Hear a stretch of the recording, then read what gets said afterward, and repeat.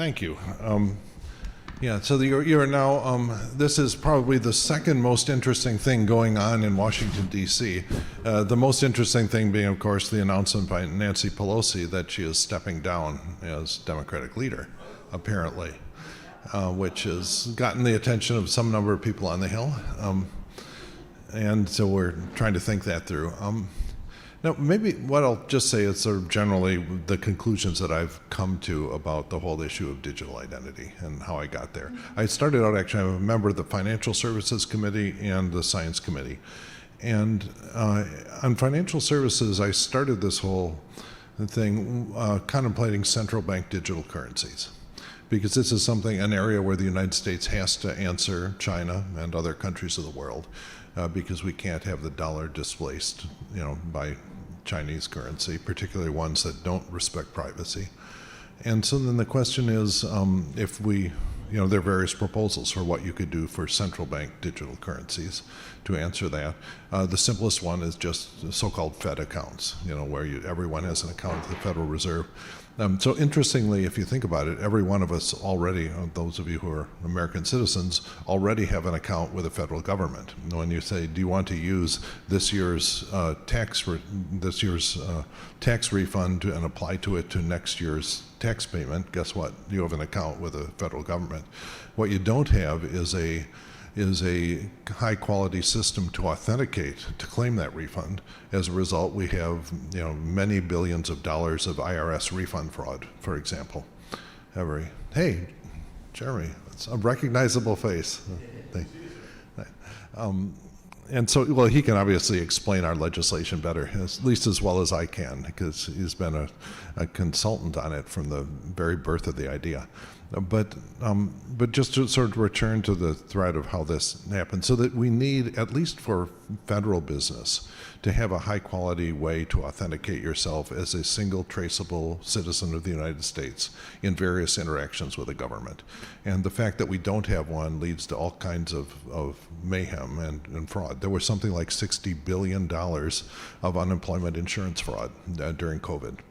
And if you look at countries that did have simple systems, with an account with the government, when it became time to distribute stimulus checks, the government just put out a press release and said, okay, everyone, you just have $300 in your account. Go transfer it to your bank account or whatever. And it percolated rapidly and without friction into the financial system. So this is obviously very efficient system. And then the question is, how do you deal with all the privacy aspects of that? I think that if you're directly dealing with the federal government, like, for example, receiving receiving your tax refund, there is no need for additional privacy. The government knows who you are, you know who they are. And so then the question is, when you take the money that you've been given or have taken, give or take to the government, then if you transfer that into other areas using digital entities, then how do we guarantee privacy at that point? So, and so the way I think about privacy is actually to start with a sort of a very basic question, which is, why is it that automobiles have license plates? Okay, because I'm getting to the essential difference between crypto assets and cash. Because if you think about it, donkeys don't need license plates and pedestrians don't have license plates. So why is it that one requires one and the other one doesn't? And the essential difference is the speed of escape from the scene of a crime. And that is the difference between cash and crypto. That if someone puts a gun to your head and says, empty your wallet, you have a decent chance as they run away on foot to contact the authorities, cordon off the area, and maybe catch the person, because you have a very controlled, it's not infinite and not infinitely slow, escape from the scene of the crime. But if your screen locks up with ransomware and you pay it off, boom, it's gone, all right, at a tremendously high speed. And so for that reason, I believe the endpoint we're going to have to get to in crypto regulation is to have every wallet for every digital asset associated with a license plate number that can be pseudo-anonymous, but you have to be able to take that license plate examine the license plate, make sure it's a valid, you don't have to know who it is, but you have to know that the owner is a valid, is a valid registered driver. And then if something bad happens, if your screen locks up with ransomware and it says, I want you to transfer that much digital asset to this wallet, you have to be able to go to a judge in a court jurisdiction that you trust and de-anonymize that wallet. Look at the license plate and prove that a crime has been committed, and identify and, if necessary, extradite the person. And that is the only logical way I know that we can prevent ransomware, for example. It was a question I asked most of a year ago when we had all of the Bitcoin billionaires, or at least people who were at that point Bitcoin billionaires, in front of our committee in financial services. And so I asked them the simple question: if we wish to prevent ransomware and things like that, is there any alternative to having every digital transaction associated with an identity of someone that we can identify, if we can prove a crime has been committed, to identify them to a trusted legal system, and if necessary, extradite them. And they basically agreed that there was no logical alternative. If anyone has some clever encryption trick that allows that not to be the case, but as far as I can tell, it's a logical necessity. Or you can say, oh, well, we just live with ransomware, and that's the world we choose to live in. I don't believe that's going to be acceptable to the American public and the politicians that they elect. And so that's the context of a lot of the digital identity.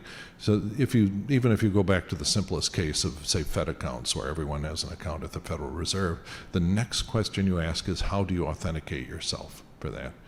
And that's where you come at this from the other angle. I don't want to overclaim. I'm pretty sure I'm the only member of Congress that's designed and built a 100,000 ampere superconducting power transmission line. But I'm also, I believe, the only member of Congress who's designed 10 integrated circuits and had them all work the first time. So I actually understand, what goes on inside things like cell phones. And what happens inside a modern cell phone just personally blows me away. And one of the most important features of that is the secure enclave that can generate and store keys. And that allows your cell phone to be a unique device in the universe, or at least the universe that can't break encryption. And so that allows you to have your device and its biometric ways to identify you, and a passport or a government-issued ID. Those three items: a real ID compliant driver's license or a passport, and your cell phone, to be combined into a single unit and that is something that you can use to authenticate yourself online or offline in a pretty solid way. And so that technology was developed actually with Jeremy's group at Nest under the Obama administration, and has been gradually percolating its way, and it's in most of your pockets today, that technology. And that also leads to, there's a bunch of levels of trust that you need. Because if the ultimate way that you authenticate yourself for crypto assets or digital transactions generally is to combine your cell phone and its ability to recognize you and a government-issued ID, then the question is, okay, under what conditions do we issue the government-issued ID? And one of the key features of that is that you have to avoid the problem where one person is operating multiple identities. And it's a feature that I think is essentially a government operation. This is a government function. You can't have people just making up unique IDs for everyone, and various companies have tried that. You saw the reaction of the general public when the IRS tried to contract with a private firm. Was it ID.me, I think, that, and just, which it was not a stupid thing they were trying to do. They were trying to have a biometric identifier for claiming IRS refund. But the public reaction was with the idea that the government was going to force you to have a biometric stored with a private company was unacceptable to the general public, and I think will be true. People have come to terms with the idea that when you get a driver's license, that there is a photograph that is taken of you, and when you get a real ID, how many of you have not yet gotten your real ID compliant driver's license? Okay, all right, so you're gonna have a hard time getting on an airplane and sometime around next March, or you can use your passport, which has much stronger biometrics behind it and so I think that that's going to be an essential feature that people have come to terms with, that the government will hold an identity document and with biometric deduping to prevent you from getting passports under 5 different names, or real ID compliant driver's licenses. And so that is, our legislation is trying to get at least the government to raise its game so that we're using state-of-the-art credentials, digital credentials, in their people's interaction with government. And then there's a whole next layer of questions. For example, the whole issue of know your customer requirements to open a bank account, that once you have established a high quality digital credential provided by the government, like a digital driver's license associated with a real ID, then there are paths that open to you, like saying, okay, that's good enough to satisfy know your customer requirements. Which will ultimately make life much, much easier for fintech startups. When you have, here is a one-stop KYC for your customer, tell them to get out their cell phone, make sure the cell phone recognizes you, and digitally present the fact that you are the holder of a valid federally issued driver's license. So that will make it much easier. And then if you combine that with a fundamental requirement that every wallet, every digital wallet has to have associated with it, a traceable person. It could be encrypted and obscured, but you have to be able to, if something goes wrong in a digital transaction, or it's fraudulent or coerced or whatever, you have to be able to go to a competent authority that you trust, figure out who is behind the transaction, de-anonymize it, and then find out who it was that was actually operating that specific cell phone, and who the person really was. And so that's the end point that I think we have to get to if we're going to prevent crypto assets from being used for dangerous and fraudulent purposes. And even within that endpoint, there's still be one fork of the operation, depending on whether you're talking about crypto assets that have a fixed, like stable coins, that have a nominally fixed value, and ones where there is a market-defined price for it. Because if it has a fixed value, like a stable coin, really the only worry is, are the assets backing it really there? The safety and soundness of a bank type argument. And those, but if there is a market-defined value for this, like NFTs or various kinds of coins, then you have a separate problem of how do you prevent market manipulation, because there are every kind of market manipulation was invented 500 years ago, and they've just been this is not new and disruptive. It's just the same thing in a different. And so if you want to say prevent wash trades, where someone is buying an asset under 2 different identities at some inflated price or deflated price in order to spoof the market, then there is no way to prevent that unless there is a regulator that sees the true beneficial owners behind both sides of every transaction. If anyone knows of any alternative to that, I think I have not discovered it. I'm fairly convinced that enough smart people have thought about alternatives to believe that it probably doesn't exist, that we're going to have to come up with a scheme where a competent, trusted regulator can see the true identities behind. I've just said about 5 things here that will drive the crypto purist berserk. But if they're, I think it's almost a binary thing. Either we can live in a universe where you can have ransomware and you can have market manipulation, or one where there are regulators with the properties I just described. So I'd be really interested in sort of, I'm reading the facial reactions of different people here. It's really fun.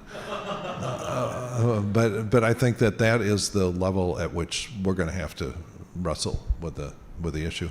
I think there will be a huge advantage to a crypto startup to have a digital identity system that they can plug into. So you can just say, okay, if you're, when we're onboarding customers and we want to know that they're not known criminals, that there was a place that you can just say, check in the registry that is maintained jointly by the free democracies of the world, and get that person to get out his cell phone, prove that they're a unique, legally traceable individual without black marks against them. And in 10 milliseconds, you will know that person is safe to deal with. And that, I think, is going to be good for the industry.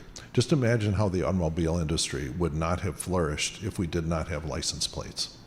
It would not be acceptable to have cars driving through pseudo-anonymously at high speeds through your neighborhood.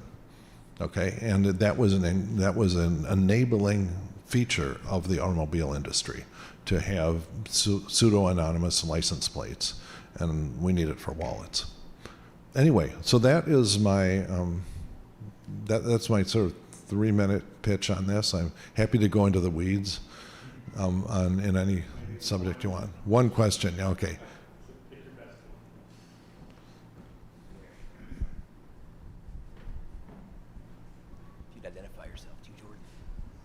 Hi, thank you so much, sir, for being here today and for your comments. My name is Jordan Miller. I'm with Circle. We are an issuer of Verity and a similar ID system as you've discussed. I definitely take your point about the automobile license plate, and I think that's a really interesting example I had personally never considered. I'm curious, in a world where digital wallets become ubiquitous, what are the implications of a law that, in a way, de facto becomes a national ID requirement? Because as far as I understand right now, there is no law requiring somebody to have an ID.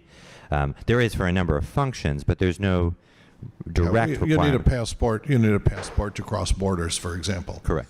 And so I think that there will be when you cross borders, you'll continue to need a passport, and when you move money, at least in significant quantities across borders, you will have to, it will have to be accompanied by, traceable digital trail. I just think it's, I don't see any way to prevent things like money laundering and so on. And I think it is an essential. There are lots of opportunities for value added and additional identity credentials added onto. Once you have the root of identity, you have, here is your unique identifier from the government. Then you can say, okay, here is the member of the polo club. All right, and you are a dues paid up member of this polo club, adding all kinds of different credentials on this, whitelist and blacklist and so on. But you need to prevent the identity spoofing. And to do that, you need to have the biometrically deduped unique identifier. And I don't think people will be comfortable with anyone but the government doing that essential function. And so that's, I've thought about it, all sorts of clever potential ideas with, holonomic encryption and stuff like this. Is there some way out of this? I don't think it does what you need. Sorry, homomorphic, the different algebra class. All right. One more. Fast. All right. Good afternoon. Thank you for taking my question. I work at a bank, kind of a digital asset forward bank. And one of the challenges we run into is many different regulatory bodies don't seem to be equipped to be able to handle some of the emerging technologies. My question to you is, how do we equip our regulators and put them in positions of success? And then number two, banks typically pay anywhere from 10 to 30 bips in FDIC fee assessments based on assets. Banks are willing to pay more to help supplement this new innovative track. Is that being considered? Can we consider making the banks pay more to fund these regulatory agencies? Yeah, I think it's a model that stood the test of time, that you just sort of socialize a very small cost across the industry. to provide the regulation that's necessary for things to thrive. You tax people when they get their automobile licenses. You pay a fee, and that goes to all the bureaucracy that makes sure that, the license plate means something. And I think that's, one of the things as we mature in this business, we'll understand that logic applies everywhere. Also, it's going to make things a lot easier when you have a clean definition of what clean money and dirty money is, because you can just look on the blockchain and look back at every transaction and say that, this was a transaction between licensed participants all the way back. And know that, this is, you don't have to know who they were. You won't be able to know who they were unless you can go and convince a judge that, this transaction 13 was actually between people that were criminals. Then you can unmask them. But if this is, this is going to be a much better world for crypto when you have a clean definition of clean money or dirty money, or clean assets or dirty assets. It also means that the courts have to be a lot more technically competent than they are right now.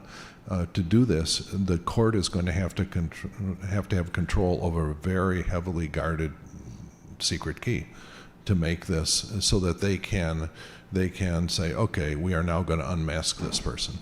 Because obviously if the bad guys get control of that key, so that there will be something like a key signing ceremony where okay, you have been convicted, or we are convinced that this is a ransomware attack. We're going to unmask this person.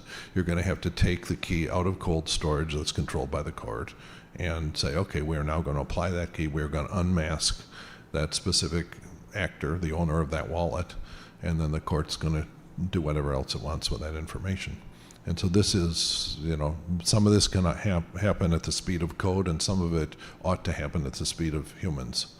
And it's going to, there's a lot to think about there. And I think a real opportunity for some organization to emerge that actually, first off, provides the code underlying all of that, and secondly, provides the legal mechanism that can be copied in different countries around the world.